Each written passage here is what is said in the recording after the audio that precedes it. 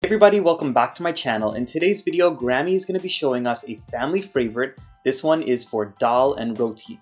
As you guys can see, I'm ripping up my sada roti and dousing it in some dal. This is the perfect recipe to try when you are fasting because it is vegan and it is classified as vegetarian. So let's get into it.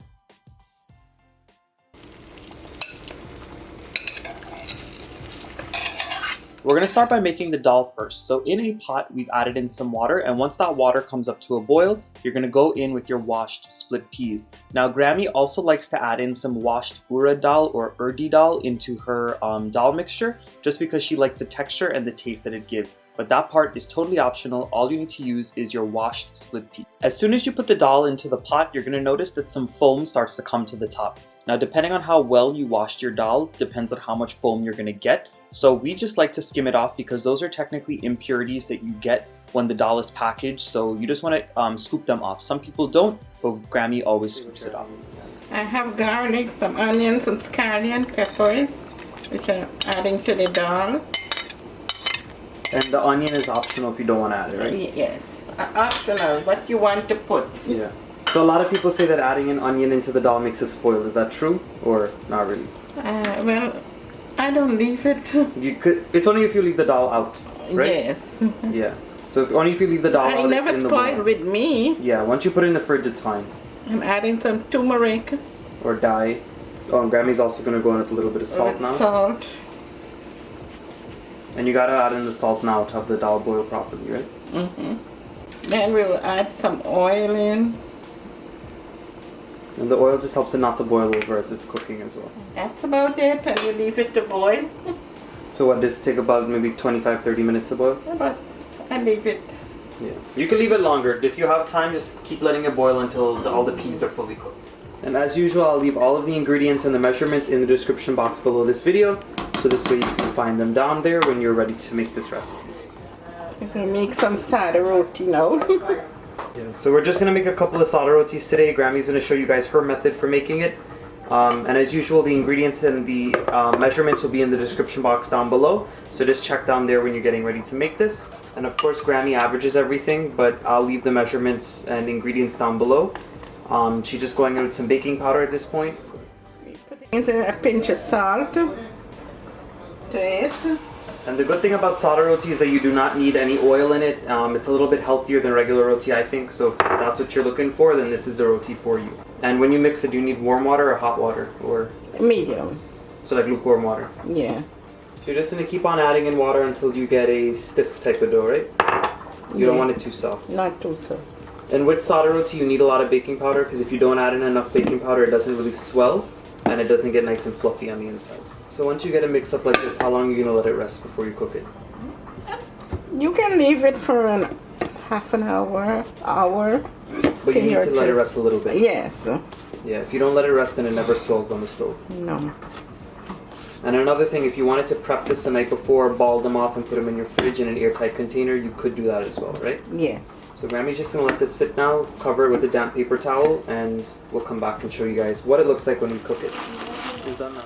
It's done now. And as you guys can see, the dal was nice and soft, so we started to break it up. Grammy has like an old school looking whisk.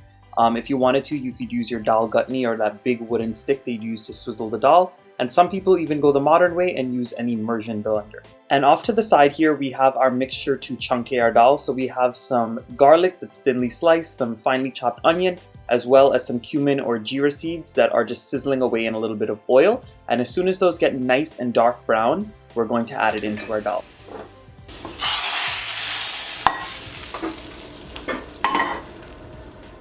So our sada roti dough has rested for almost an hour at this point, and it is the perfect time to go ahead and start to ball them off.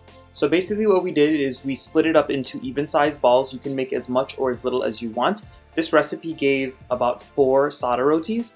And all you need to do is keep on folding the dough over onto itself until you get the top nice and smooth, and then you want to pinch off the edges.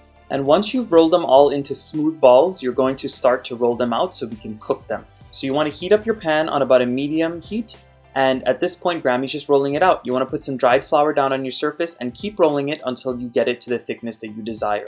Remember, the thicker that you make the sada roti, the fluffier that it will be. And also, if you roll it too thin, then it might not puff up. So make sure you just roll it to about 1/4 to a 1/2 inch thick. And once your tawa or your pan is heated up onto a medium heat, you're gonna put the roti on. Now you wanna make sure that the pan is not too hot, because if it is screaming hot, then it's gonna scorch the side of the roti and it will not allow the roti to puff up. So make sure you put it in on a moderate heat, and as soon as you start to see just a couple bubbles like we're seeing here, you're gonna flip it. So the roti should still be white on the other side. It should not have too much color yet. And you do not want to wait until there's too many bubbles, because if there's too many bubbles, the roti can burst and it won't puff up properly when you go to seikei it or puff it up in the end. And all you want to do is keep rotating the roti either with a spatula or with your hand. Be careful that you don't break it or burn your hand. And at that point, once you see that the roti starts to get a little bit fluffier than it was when you had first started, you can seikei the roti. Now basically, this either means you could put it directly on your flame on a high heat like we're doing here, or you can stick it in your microwave for about 30 seconds. What we're trying to do here is we're trying to get all of the air inside to expand and for that roti to puff up. And you're gonna see that after a little while of keeping it on the stove, it's going to start to puff up. So just keep on flipping it, allow it to puff up, get nice and brown, and then they are ready to serve. And that's it, guys. That's how quick and simple it is to make dal and roti. Now, of course, you could make oil roti or paratha roti to eat with your dal, but the sada roti also sops it up very, very well.